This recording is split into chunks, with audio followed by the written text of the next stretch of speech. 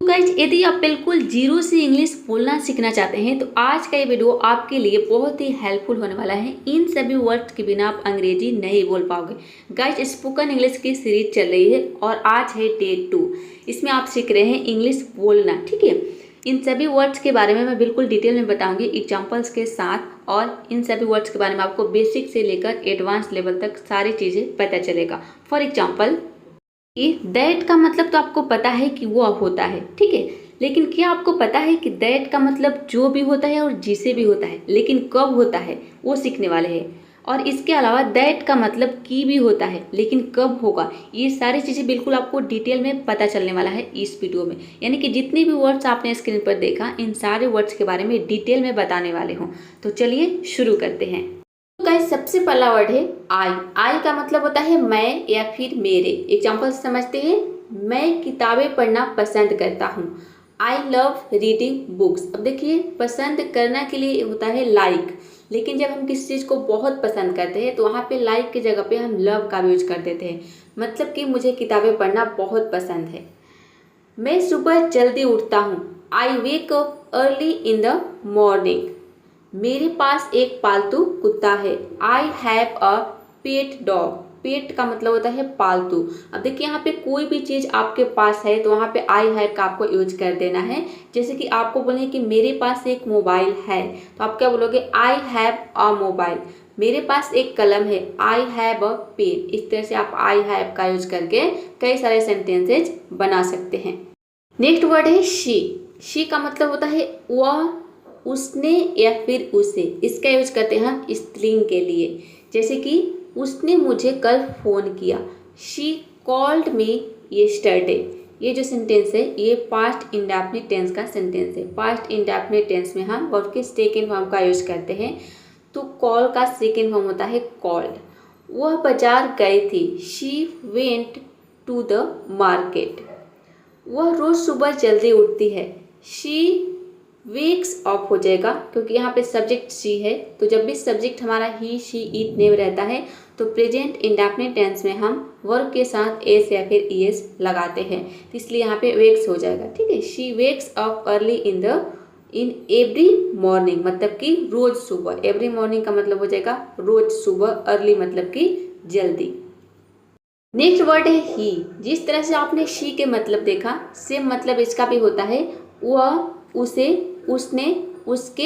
लेकिन इसका यूज हम करते हैं पुल्लिंग के लिए और शी का यूज करते हैं स्त्रीलिंग के लिए। पुल्लिंग का मतलब है कि कोई पुरुष हो गया, कोई लड़का हो गया, ठीक है।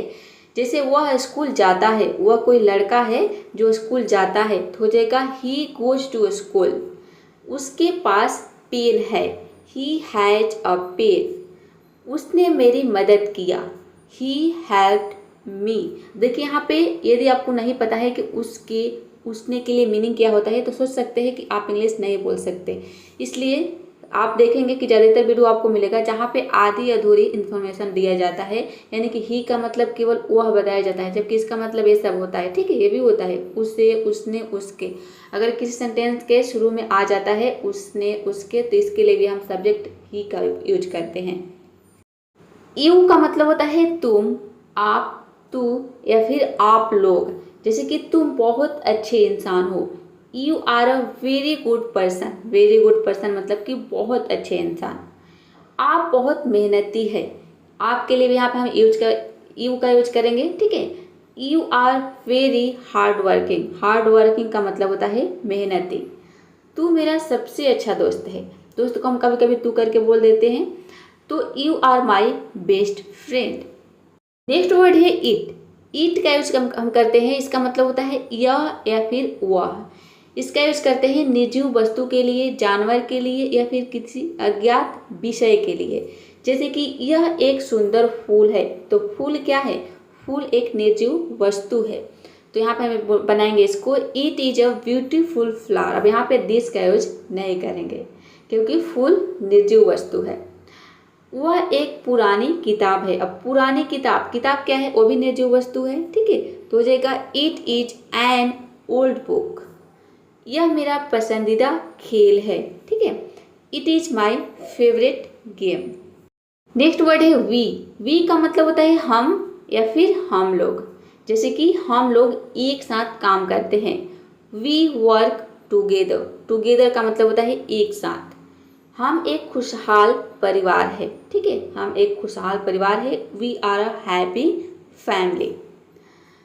हम स्कूल में दोस्त बने, we became friends in school. Next word है दे। दे का मतलब होता है वे या फिर वे लोग। इसका यूज करते हैं हम प्लूरल के लिए, यानी कि एक से ज़्यादा व्यक्ति के लिए। जैसे कि वे लोग बाजार गए थे, अब एक से ज़्यादा लोग हैं जो कि बाजार गए थे, तो यहाँ पर हो जाएगा they went to the market. वे अपना काम खुद करते हैं, they do their work themselves. वे आज देर से आएंगे, they will come late today. His का मतलब होता है उसका, उसकी या फिर उसके। इसका यूज करते हैं हम पुल्लिंग के लिए, यानी कि किसी व्यक्ति या फिर किसी लड़का के लिए। जैसे कि यह उसकी कार है, ठीक है। अब यहाँ पे उसकी है तो आप ये ना समझे कि लड़की की बात हो रही है, मतलब कि यहाँ पे हम लड़का की बात कर रहे हैं। कोई लड़का है जिसके बारे में हम बोले कि उसकी कार, यहाँ पे कोई लड़की भी हो सकती है, लेकिन लड़की होगी तो हीज नहीं होगा। अभी मैं आपको आगे बताऊंगी। दिस इज हीज कार, यह उसकी कार है। मैंने उसका फ़ोन टेबल पर रखा। कोई लड़का है जिसका फ़ोन अपने टेबल पर रख दिया है और आप बोल रहे हैं कि मैंने उसका फ़ोन टेबल पर रखा। आई केप्ट हीज फ़ोन, अब यहाँ पे हीज हो जाएगा ऑन द टेबल। उसके पिता एक डॉक्टर है, his father is a doctor. अब देखिए, जो आपने हीज का मतलब देखा, सेम मतलब हर का भी होता है, लेकिन इसका यूज हम करते हैं स्त्रीलिंग के लिए, ठीक है, यानी कि किसी औरत के लिए, किसी लड़की के लिए। उसका, उसकी, उसके। जैसे कि हमें बोलने हैं कि उसकी ड्रेस बहुत खूबसूरत है, तो हो जाएगा her dress is very beautiful. मुझे उसकी आवाज़ पसंद है, आई लाइक हर वॉइस। उसका फ़ोन टेबल पर है, her phone is on the table. Next word है हिम। हिम का मतलब होता है उसे, उससे या फिर उसको। इसका यूज करते हैं हम पुल्लिंग के लिए। हिम का उपयोग वर्ब या प्रीपोजिशन, टू, फॉर, विद, ये सभी क्या है, प्रीपोजिशन। कोई भी प्रीपोजिशन हो सकता है। यहाँ पे मैंने एग्जांपल के तौर पे दिया है कि हिम का जो उपयोग है ये वर्ब या प्रीपोजिशन के बाद किया जाता है, ठीक है। तो आपको कंफ्यूज नहीं होना है। हिम का यूज आप देखेंगे कि इसका यूज सेंटेंस के शुरू में नहीं होता है। इसका यूज या तो वर्ब के बाद होगा या फिर किसी प्रीपोजिशन के बाद होगा या फिर सेंटेंस के अंत में होता है। जैसे कि देखिए, मैंने उसे पार्क में देखा, आई सॉ हिम। अब देखिए यहाँ पे ये जो सॉ देख रहे हैं क्या है, वर्ब है, तो वर्ब के बाद हिम का यूज हुआ है, ठीक है, सी का सेकेंड फॉर्म है। तो ये क्या हो जाएगा, मैंने उसे पार्क में देखा, I saw him at the park. उसने उसे एक तोहफा दिया, शी गेव हिम। अब देखिए यहाँ पे भी वर्ब के बाद, गिव वर्ब है, गिव का सेकेंड फॉर्म है गिव, वर्ब के बाद ही हिम का यूज हुआ है। She gave him a gift. क्या तुमने उसे अभी कॉल कर सकते हो, क्या तुम उसे अभी कॉल कर सकते हो। Can you call him now. देखिए यहाँ पे भी वर्ब के बाद ही हिम का यूज हुआ है। इससे आपको क्या समझ में आया कि अगर सेंटेंस में है उसे, उसे, उसे देख सकते हैं, तो जो हिम है उसी की जो मीनिंग है इसका हम इस्तेमाल कर देंगे वर्ब के बाद, ठीक है।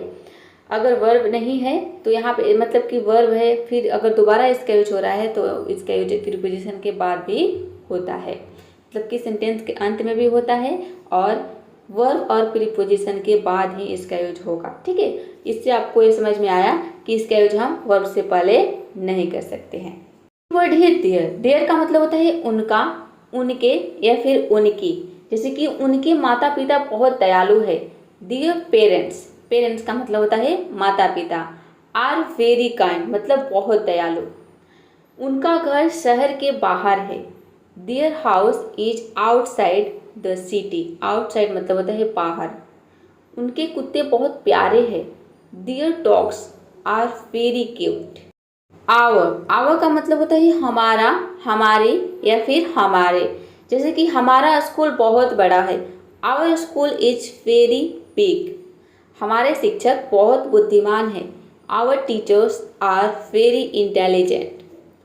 हमारी योजना सफल रही, our plan was successful. Next word है इट्स। इट्स का यूज भी हम सेंटेंस के बीच में या फिर अंत में करते हैं। इसका यूज भी सेंटेंस के शुरू में नहीं देखेंगे। इसका मतलब होता है उसका, उसकी, इसके, लेकिन इसका यूज करते हैं हम निर्जीव वस्तु या फिर जानवर के लिए। जैसे कि इस पेड़ की शाखाएं बहुत मजबूत है, तो its branches are very strong. अब शाखाएं क्या है, जो पेड़ की जो शाखाएं है ये क्या है, एक निर्जीव वस्तु है। ठीक है। कुत्ते ने अपनी पूंछ हिलाई। कुत्ता क्या है, कुत्ता एक जानवर है, तो यहाँ पे हम इट्स का यूज करेंगे कि द डॉग वेग्ड। ठीक है, वेग मतलब पूंछ हिलाना, इट्स टेल। देखिए यहाँ पे इट्स आया है अपने के लिए। अब यहाँ पे देखिए उसी की जगह पे अपने भी आ सकता है। यहाँ पे क्या है, इस पेन, इस आ गया। ठीक है, इसके देख सकते हैं, इस भी आ सकता है और अपने भी आ सकता है। आपको देखना है कि किस जो सब्जेक्ट है क्या है। सब्जेक्ट यहाँ पे क्या है, डॉग है। डॉग क्या है, एक है जानवर है, तो यहाँ पे हम इट्स का यूज करेंगे। अब हीज या फिर हिम का यूज नहीं करेंगे, हीज या फिर हर। इसका रंग बहुत चमकीला है, its colour is very shiny. Next word है योर। योर का मतलब होता है तुम्हारा, तुम्हारी या फिर तुम्हारे, और इसका मतलब ये भी होता है आपका, आपकी या फिर आपके। जैसे कि आपकी किताब मेज पर है, your book is on the table. तुम्हारा कमरा बहुत साफ है, your room is very clean. आपकी मदद के लिए धन्यवाद, thank you for your help. कोई भी आपकी मदद करता है तो वहाँ पे हम क्या बोल रहे हैं आपको कि thank you for your help. केवल थैंक यू नहीं बोलना है, आपको बोलना है कि thank you for your help, यानी कि आपकी मदद के लिए धन्यवाद। अस का मतलब होता है हमें या फिर हमसे। जैसे कि हमारे माता पिता हमें सिखाते हैं, our parents teach us. Teach का मतलब पढ़ाना भी होता है और सिखाना भी होता है। उन्होंने हमें आमंत्रित किया, हमें देख सकते हैं हमें आया है तो क्या हो जाएगा, दे इनवाइटेड अस। यहाँ पे इनवाइट का मतलब होता है किसी को आमंत्रित करना। कृपया हमें कुछ पानी दो, प्लीज गिव अस। अस मतलब कि हमें, गिव अस सम वाटर। थोड़ा पानी आप बोल सकते हैं, गिव अस थोड़ा पानी या फिर कुछ पानी। नेक्स्ट वर्ड है माइन। माइन का मतलब होता है मेरा, मेरी, मेरे या फिर मुझे। जैसे कि यह किताब मेरी है। अब यहाँ पे ये नहीं बोल सकते हैं कि दिस इज माई बुक, आपको बोलना है कि दिस बुक, पहले बनेगा दिस बुक इज माइन। मेरी के लिए क्या होता है, आपको पता होगा माई होता है, लेकिन आपने ध्यान दिया होगा कि सेंटेंस के अंत में माई का यूज नहीं होता है। इसका यूज या तो हम सेंटेंस के शुरू में करते हैं या फिर बीच में करते हैं। अंत के लिए हम माई को माइन में कन्वर्ट कर देते हैं। अंत में अगर माई का यूज करना हो तो ये माइन में हो जाता है कन्वर्ट। ठीक है, मतलब सेम होता है, जो माई का होता है वो भी मतलब होता है माइन का, लेकिन इसका यूज हम सेंटेंस के अंत में अगर करना हो तो माई को हम माइन में चेंज कर देते हैं। वह बाइक जो बाहर खड़ी है मेरी है। ठीक है, तो the bike parked outside is mine, मतलब मेरी है। यह समस्या मेरी नहीं है। अगर यहाँ पे रहता कि यह मेरी समस्या है, यानी कि समस्या के पहले मेरी रहता कि यह मेरी समस्या नहीं है, तो क्या हो जाता, this is not my problem, इस तरह से बनता। ठीक है, this is not my problem, लेकिन यहाँ पे क्या है, यह समस्या है। ठीक है, यह के बाद समस्या आ गया। अगर यह के बाद मेरी रहता तब बनता this is not my problem, तो यहाँ पे बनेगा दिस प्रॉब्लम पहले बनेगा। ठीक है, यह समस्या, this problem is not mine. ठीक है, नेक्स्ट वर्ड है योर्स। योर्स का मतलब होता है तुम्हारा या फिर आपका। जैसे कि यह पेन तुम्हारा है, दिस पेन इज योर्स। अब यहाँ पे नहीं बोल सकते कि दिस इज योर पेन। अगर रहता कि यह तुम्हारा पेन है तब बनता दिस इज योर पेन। ठीक है, यहाँ पे देखिए एक चीज़ आप नोटिस कर सकते हैं इस तरह के सेंटेंस को बनाने के लिए कि अगर सब्जेक्ट के बाद तुम्हारा, तुम्हारी या फिर आप, मेरा, मेरी, सब्जेक्ट के बाद अगर रहता है, ठीक है, तब तो आप बना सकते हैं कि this is my, this is your. लेकिन अगर इसके बाद, सब्जेक्ट के बाद उस वस्तु का जिक्र है जिसके बारे में आप बात कर रहे हैं और इसके बाद है यहाँ पे मैंने सब्जेक्ट और वस्तु को आ जाए ये दोनों एक साथ, तब हम इसको पहले बनाएंगे। ठीक है, और जो योर है, जो तुम्हारा है, मेरा है, मेरी है, इसका यूज हम अंत में करेंगे तो योर्स हो जाएगा। ठीक है, दिस पेन पहले बनेगा यह pen, this pen is yours. क्या यह घर आपका है, इज दिस हाउस योर्स। देखिए यहाँ पे है ना यह घर, अगर रहता यह तुम्हारा घर है, क्या यह तुम्हारा घर है, यानी कि घर जो है तुम्हारा के बाद आ जाता तो बनता कि इज दिस योर हाउस। लेकिन यहाँ पे क्या है कि यह घर है, यह घर, अगर रहता यह तुम्हारा घर तब बनता, लेकिन यह घर है तो क्या बनेगा पहले इज दिस हाउस। यह निर्णय, देखिए यहाँ पे यह निर्णय तुम्हारा है, दिस डिसीजन इज योर्स। आगे है हीज का मतलब होता है उसका, उसकी, लड़के के लिए। जैसे कि यह बैग उसका है तो यहाँ पे बनेगा दिस बैग इज हीज। देखिए हीज में हम एस नहीं लगाते, हीज का यूज हम हीज ही करते हैं, ठीक है। सेंटेंस के अंत में हीज का ही यूज होगा। उसकी कार बहुत महंगी है, उसकी कार पहले बनेगा, ठीक है। His car is very expensive. यह सपना उसका था, यह सपना पहले बनेगा दिस ड्रीम वॉच, था उसका यानी कि his. Next word is hers. Hers का मतलब होता है उसकी, इसका यूज करते हैं हम लड़की के लिए। जैसे कि यह मोबाइल, वह मोबाइल उसकी है तो क्या हो जाएगा दैट मोबाइल इज हर्स। यह किताब उसकी है, मेरी नहीं, ठीक है। This book is hers not mine. यहाँ पे भी देखिए मेरी नहीं तो क्या हो जाएगा नॉट माइन हो जाएगा, क्योंकि अंत में माई का यूज नहीं होता है तो माइन होगा। जीत उसकी थी, the victory was hers. Next word is ours. Ours का मतलब होता है हमारा, हमारी या फिर हमारे। जैसे कि यह घर हमारा है तो पहले क्या बनेगा यह घर, दिस हाउस हमारा है, इज आर्स। जीत हमारी थी, the victory was ours. School की इमारत हमारी है, पहले बनेगा स्कूल की इमारत तो हो जाएगा the school building is hours. Word है देयर। देयर्स का मतलब होता है उनका, उनकी। जैसे कि वह कार उनकी है तो हो जाएगा दैट कार इज देयर्स। निर्णय उनका था, द डिसीजन वाज देयर्स। यह संपत्ति उनकी है, this property is theirs. Next word है माई सेल्फ। माई सेल्फ का मतलब होता है मैं खुद या फिर मैं स्वयं। जैसे कि मैंने यह काम स्वयं किया तो हो जाएगा I did this work my self, ठीक है, मतलब खुद। तो यहाँ पे देखिए जो सब्जेक्ट है ये क्या है आई है, यहाँ पे आप मैं बोलिए या फिर मैंने बोलिए। तो मैं के साथ अगर स्वयं आता है तो यहाँ पे हम माई सेल्फ का यूज करते हैं स्वयं के लिए या फिर खुद के लिए। जैसे कि मैं खुद से बहुत प्यार करता हूँ, ठीक है, I love my self a lot. My self मतलब कि खुद से। मैंने खुद को शीशे में देखा, आई सॉ माई सेल्फ, यानी कि खुद को मैंने देखा शीशे में, इन द मिरर। योर सेल्फ का मतलब होता है तुम स्वयं या फिर आप स्वयं, या फिर तुम खुद या फिर आप खुद। तुम खुद पर विश्वास रखो, बिलीव इन योर सेल्फ मतलब खुद पर। क्या आपने खुद यह काम किया, did you do this work your self मतलब खुद। खुद को खुश रहना जरूरी है, ठीक है, खुद को खुश रखना जरूरी है। इट इज़ इम्पॉर्टेंट मतलब जरूरी है। टू कीप रखना, योर सेल्फ खुद को, हैप्पी यानी कि खुश, खुद को खुश रखना जरूरी है। हिमसेल्फ वह स्वयं लड़के के लिए, ठीक है।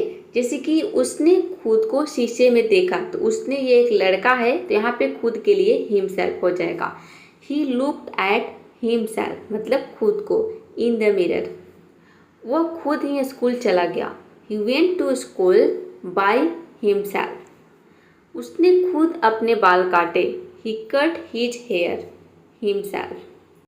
हर सेल्फ एक इसका यूज करेंगे हम, वह स्वयं लड़की के लिए। अगर कोई लड़की है और सब्जेक्ट हमारा जो है वह है तो वहाँ पे हम यूज करेंगे शी का, ठीक है, शी के साथ आ जाएगा हर सेल्फ।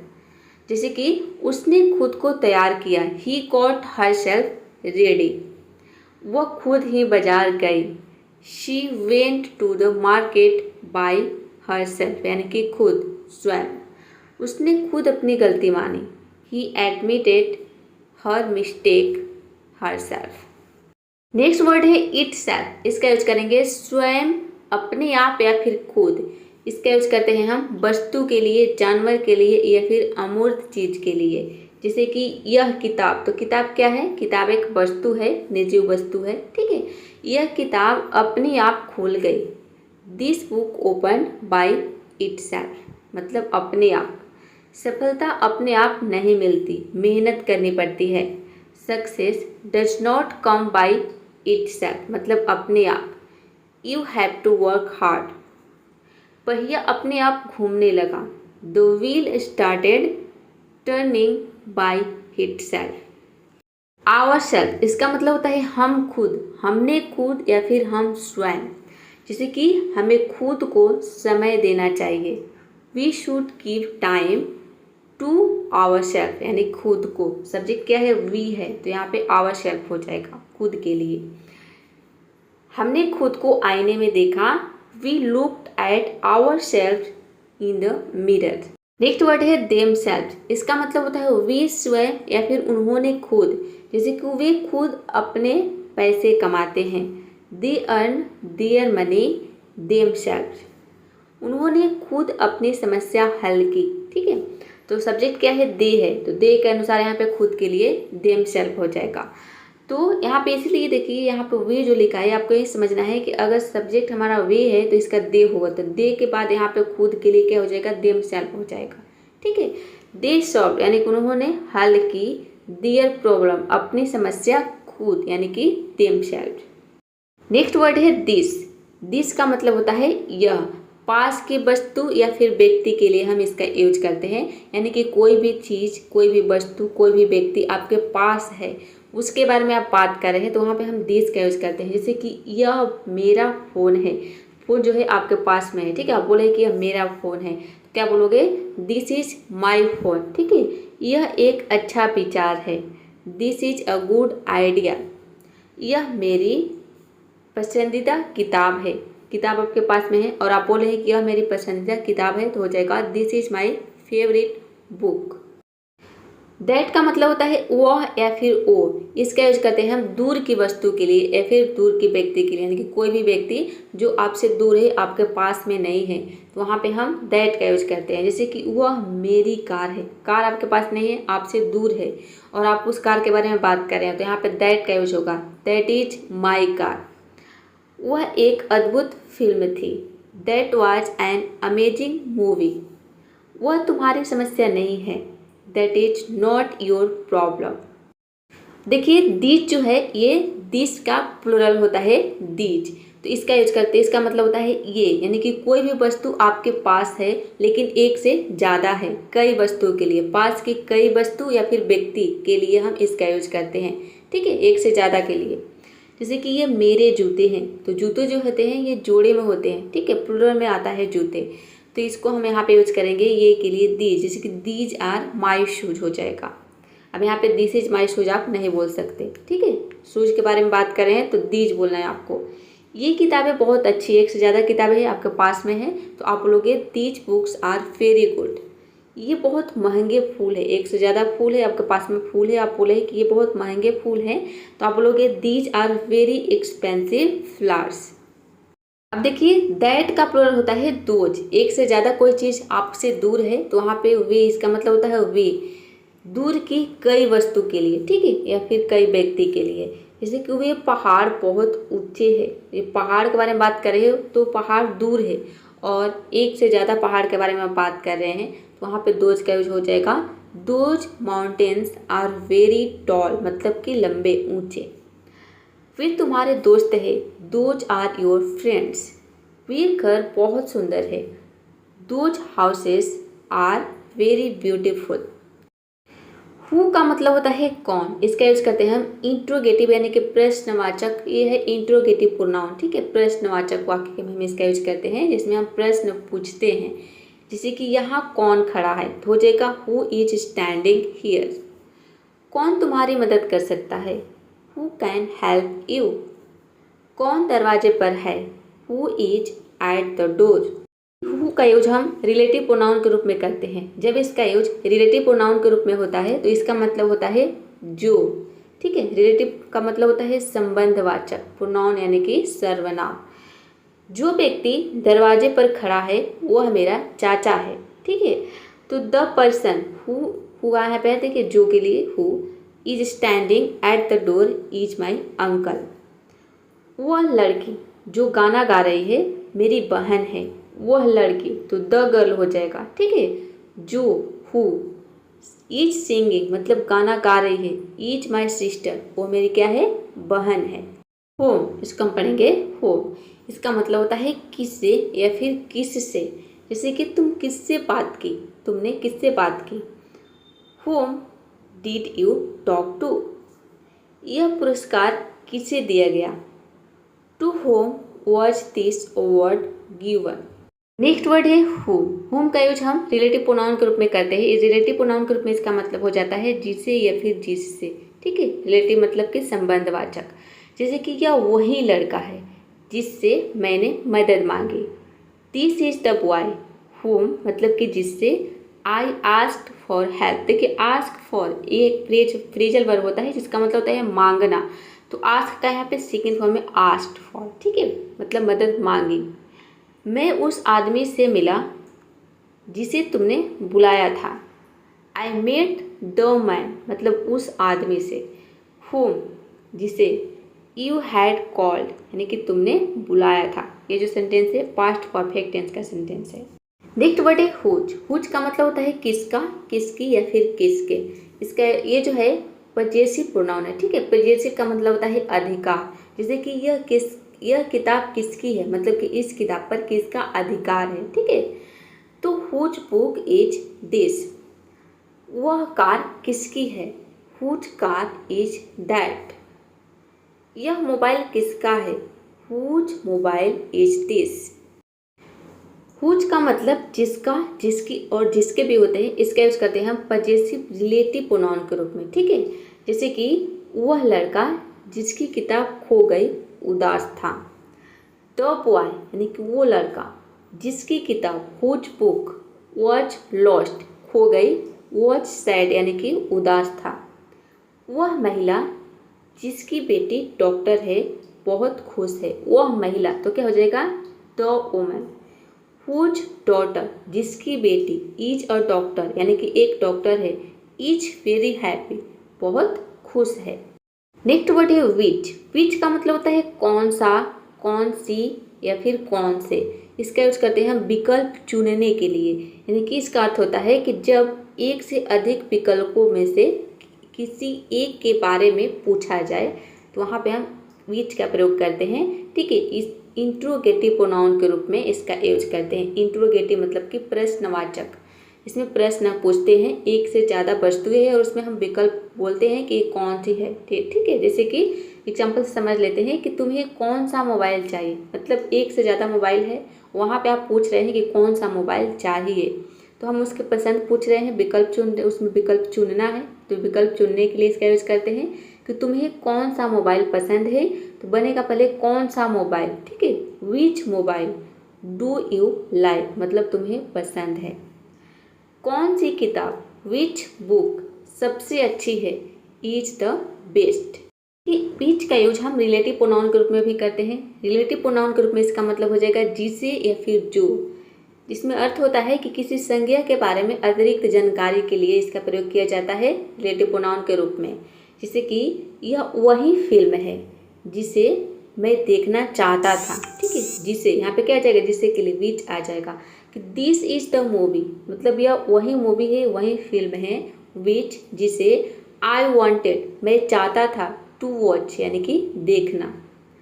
तुम्हारा जवाब यानी कि योर आंसर जो तुमने दिया, ठीक है। विच यू गेव सही था, वॉच करेक्ट। नेक्स्ट वर्ड है व्हाट। व्हाट का मतलब होता है क्या, ठीक है। इसका यूज करते हैं हम इंट्रोगेटिव सेंटेंस में, यानी कि जिसमें हम प्रश्न पूछते हैं। तुम क्या खाना चाहते हो, तो क्या के लिए क्या हो जाएगा, व्हाट। सबसे पहले व्हाट आ जाएगा। What do you want to eat, अभी कितने बजे हैं। यहाँ पे देखिए कितने के लिए भी हम व्हाट का यूज करते हैं, कितने बजे है तो क्या हो जाएगा, व्हाट टाइम।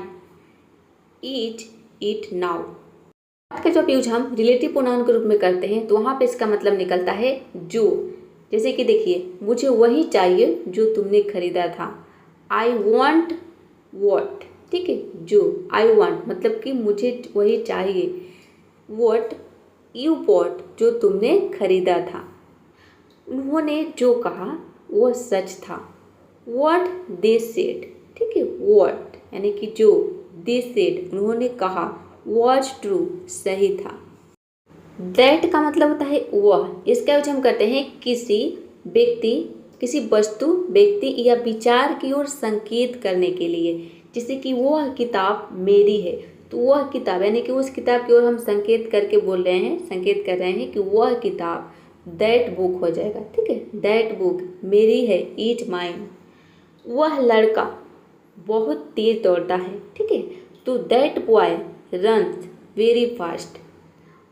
वह सही निर्णय था, ठीक है, क्या हो जाएगा, that was the right decision. That का मतलब होता है जो या फिर जिसे, जब रिलेटिव प्रोनाउन के रूप में इसका यूज होता है। यह वही किताब है जिसे मैं पढ़ रहा था। This is the book that I was reading.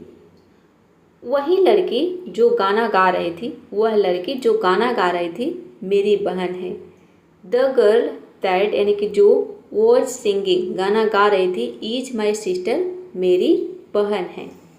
अब देखिए दैट का मतलब की कब होता है, जब इसका यूज हम करते हैं कंजक्शन के रूप में, दो वाक्यों को जोड़ने के लिए, तो वहाँ पे दैट का मतलब की निकलता है। जैसे कि उसने कहा कि वह आएगा, ही सेड दैट कि ही वुड कम, वह आएगा। देखिए यहाँ पे वुड क्यों आया है, क्योंकि यहाँ पे देख सकते हैं कि जो सेड है, से का सेकेंड फॉर्म है, मतलब पास्ट सेंटेंस है, तो इसके बाद आने वाला सेंटेंस भी पास्ट में होगा, तो विल का पास्ट होता है वुड। मुझे खुशी है कि तुमने परीक्षा पास कर ली। मुझे खुशी है, आई एम हैप्पी दैट कि you passed the exam. Word है हाउ। हाउ का मतलब होता है कैसे। इंट्रोगेटिव एडवर्ब के रूप में इसका यूज करते हैं, जिसमें हम प्रश्न पूछते हैं, ठीक है। इंट्रोगेटिव मतलब प्रश्नवाचक, एडवर्ब का मतलब होता है क्रिया विशेषण। जैसे कि तुम कैसे हो, हाउ आर यू। तुम यह काम कैसे करोगे, how will you do this work. यह मशीन कैसे काम करती है, तो क्या हो जाएगा, how does this machine work. कि हाउ का यूज हम जब कंजक्शन के रूप में करते हैं, तो वहाँ पे हाउ का मतलब की निकलता है, ठीक है। इसका हम यूज करते हैं दो विचारों को जोड़ने के लिए। तो यहाँ पे देखिए हाउ का मतलब की, ये जो है एडवांस रूल है, ठीक है। जो बिगनर्स लोग हैं वो एडवांस चीज़ें नहीं समझ पाते हैं, नहीं सीखते हैं, इसलिए उनको सेंटेंस समझ में नहीं आता है। हमें बेसिक के साथ साथ एडवांस चीज़ें भी जानना जरूरी है, क्योंकि जब तक आप एडवांस लेवल की चीज़ें नहीं जानेंगे, किसी भी सेंटेंस को ना समझ पाएंगे ना बोल पाएंगे। इसलिए मैंने यहाँ पे सारी चीज़ें आपको बताया है, एडवांस से, बेसिक से लेकर एडवांस तक।